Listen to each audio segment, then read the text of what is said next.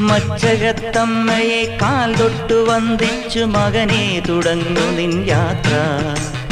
അദ്വൈത വേദാന്ത ചിന്തതൻ വഴിയിലൂടെ ആദ്യന്തമില്ലാത്ത യാത്ര, ഒരറിവില്ല പൈതലിൻ യാത്ര.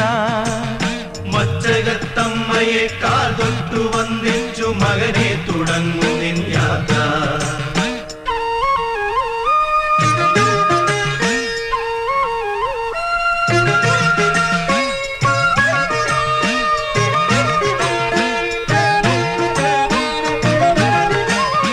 ഒന്നായ നിന്നെ രണ്ടെന്നു കണ്ടുള്ളൊരിണ്ടലുകൾ പോക്കുന്ന യാത്ര,